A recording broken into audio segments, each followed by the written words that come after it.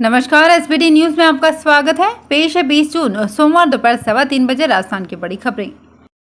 कांग्रेस के पूर्व अध्यक्ष राहुल गांधी से लगातार ईडी की पूछताछ को लेकर कांग्रेस के राजस्थान प्रभारी और पार्टी के राष्ट्रीय महासचिव अजय माकन ने बड़ा आरोप लगाया है। अजय माकन ने कहा कि केंद्र सरकार जांच एजेंसियों के जरिए विपक्ष की आवाज को दबाने का काम कर रही है। माकन ने आज दिल्ली में एआईसीसी मुख्यालय में मीडिया से बातचीत करते हुए कहा कि इसका अंदाजा इसी बात से लगाया जा सकता है कि प्रवर्तन निदेशालय ईडी में कुल 5,422 केस चल रहे हैं, जिनमें से 5,310 केस अकेले मोदी सरकार के कार्यकाल में दर्ज हुए हैं। कांग्रेस के पूर्व अध्यक्ष राहुल गांधी नेशनल हेराल्ड समाचार पत्र से जुड़े कथित धन शोधन के एक मामले में पिछले सप्ताह लगातार 3 दिन की पूछताछ के बाद सोमवार को फिर प्रवर्तन निदेशालय के कार्यालय में पेश हुए। जांच एजेंसी उनसे पूछताछ कर रही है। राहुल गांधी सीआरपीएफ जवानों की Z+ श्रेणी की सुरक्षा के साथ सुबह 11:05 पर मध्य दिल्ली में एपीजे अब्दुल कलाम रोड पर स्थित ईडी मुख्यालय पहुंचे। चारधाम यात्रा के लिए टूर ऑपरेटर एक ही मोबाइल से कई तीर्थ यात्रियों का पंजीकरण करा रहे हैं। शासन ने यात्रियों के गलत ढंग से ऑनलाइन पंजीकरण करने पर संज्ञान लिया है। देहरादून पर्यटन सचिव दिलीप जावलकर ने इस संबंध में उत्तराखंड टूर ऑपरेटर एसोसिएशन को पत्र भेजा है, जिसमें टूर ऑपरेटर्स को निर्देश दिए कि पंजीकरण में प्रत्येक यात्री की व्यक्तिगत जानकारी देनी होगी। राज्य सरकार ने बद्रीनाथ, केदारनाथ, गंगोत्री व यमुनोत्री धाम की यात्रा के लिए तीर्थ यात्रियों का पंजीकरण अनिवार्य किया हुआ है। जो यात्री ऑनलाइन पंजीकरण नहीं कर सकते हैं, उनके लिए हरिद्वार, ऋषिकेश समेत यात्रा मार्गों पर 18 स्थानों पर पंजीकरण की सुविधा है। ग्लोबल मार्केट में जारी तेजी का असर आज भारतीय बुलियन बाजार पर भी दिखा। सोने की कीमत एक बार फिर 51,000 के करीब पहुंच गई है। मल्टी कमोडिटी एक्सचेंज पर सोमवार सुबह 24 कैरेट शुद्धता वाले सोने का वायदा भाव 31 रुपये चढ़कर 50,865 रुपये प्रति 10 ग्राम पहुंच गया। इससे पहले ट्रेडिंग की शुरुआत 50,985 रुपये पर खुलकर हुई थी। चांदी के भावों में भी मजबूती देखी गई। टीडीएस से जुड़ा नया नियम 1 जुलाई से लागू हो जाएगा। नए नियम में आयकर कानून में एक नई धारा 194(R) जोड़ दी गई है। इसके तहत एक वित्तीय वर्ष में यदि 20,000 रुपये या उससे अधिक का बेनिफिट दिया जाता है तो उस पर 10% टीडीएस कटेगा। इसका प्रावधान फरवरी 2022 में पेश हुए बजट में किया गया था। वित्त मंत्रालय में संयुक्त सचिव कमलेश सी वार्ष्णेय ने कहा कि इस तरह की सुविधाएं अतिरिक्त लाभ में आती हैं और इस कारण इस पर टैक्स लगेगा। अग्निपथ योजना के खिलाफ आज भारत बंद का ऐलान किया गया है। गुरुग्राम दिल्ली बॉर्डर पर दिल्ली पुलिस चेकिंग कर रही है, जिसके चलते गुरुग्राम दिल्ली बॉर्डर पर भारी जाम लग गया है। गुरुग्राम से दिल्ली की तरफ भारी वाहनों की एंट्री पर रोक लगा दी गई है और चप्पे चप्पे पर पुलिस तैनात की गई है। दिल्ली के पास गौतम बुद्ध नगर में पुलिस ने कहा कि बड़ी सभाओं पर प्रतिबंध लगाने के लिए निषेधाज्ञा लागू की गई है। कानून व्यवस्था की पालना नहीं करने वालों को सख्ती से निपटने की चेतावनी दी गई है। अग्निवीर योजना के खिलाफ सोशल मीडिया पर घोषित किए गए भारत बंद का जोधपुर में कोई असर नहीं दिखाई दिया। यहां भारत बंद की किसी संगठन ने जिम्मेदारी नहीं ली। शहर में रोजमर्रा की तरह दुकानें खुली और यातायात सामान्य बना रहा। हालांकि एहतियात के तौर पर शहर में कई स्थानों पर पुलिस बल तैनात किया गया। पुलिस का कहना है कि सोशल मीडिया पर चलने वाले मैसेज पर नजर रखी जा रही है। बीकानेर शहर में अब यातायात नियमों का उल्लंघन करना महंगा पड़ेगा। पुलिस ई चालान को सख्ती से लागू करने जा रही है। बीकानेर रेंज पुलिस महानिरीक्षक एवं पुलिस अधीक्षक ने मातहत अधिकारियों को स्पष्ट निर्देश दिए हैं कि यातायात नियमों का उल्लंघन करने वालों के खिलाफ किसी तरह की नरमी नहीं बरतें।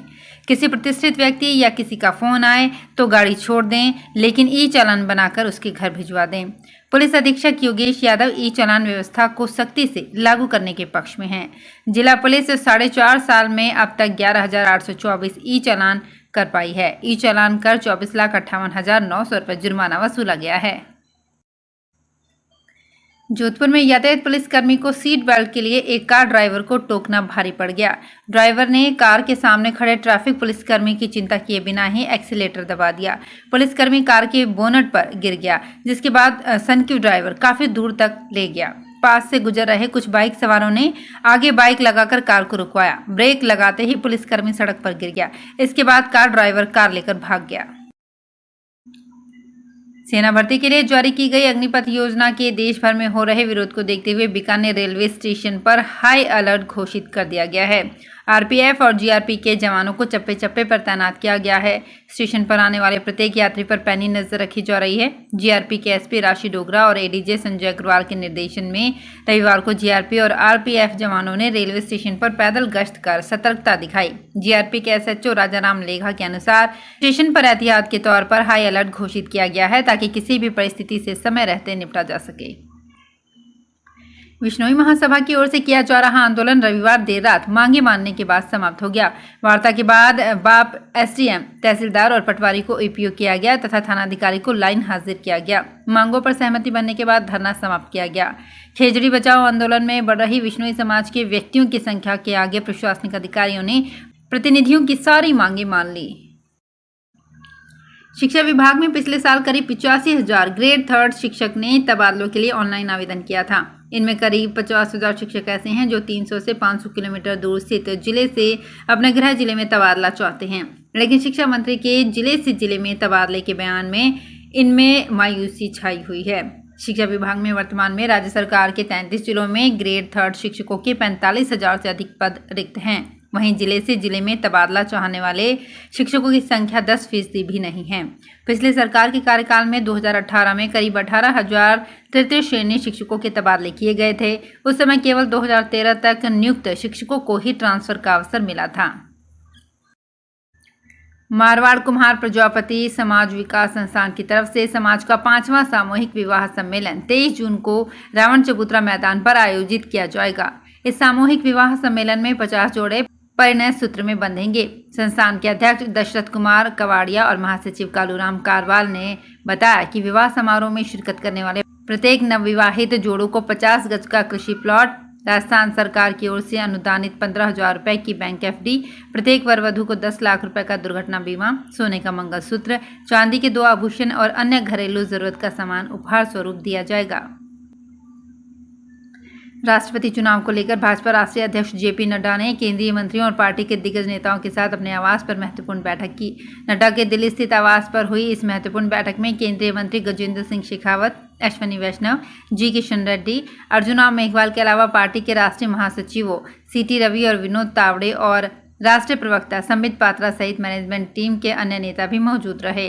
राष्ट्रपति चुनाव को लेकर बनी रणनीति को अमलीजामा पहनाने के लिए भाजपा ने शुक्रवार को ही 14 सदस्यीय मैनेजमेंट टीम का ऐलान किया था।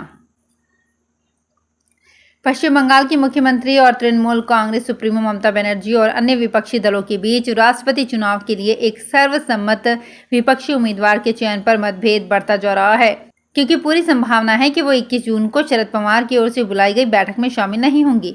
इसके बजाय वो अपने भतीजे और तृणमूल के राष्ट्रीय महासचिव अभिषेक बनर्जी को भेज सकती हैं। पार्टी के अंदरूनी सूत्रों ने कहा कि उन्होंने 15 जून को नई दिल्ली के कॉन्स्टिट्यूशन क्लब में इसी तरह की बैठक बुलाई थी। इसमें पवार का न पहुंचना उनकी नाराजगी का कारण हो सकता है। तो फिलहाल इस बुलेटिन में इतना ही। फिर हाजिर होंगे कुछ और बड़ी खबरों के साथ। अगर आप भी अपने आसपास की छोटी बड़ी और महत्वपूर्ण खबरों से अपडेट रहना चाहते हैं तो सब्सक्राइब कीजिए हमारे चैनल एसपीटी न्यूज को और प्रेस कीजिए बेल आइकन पर।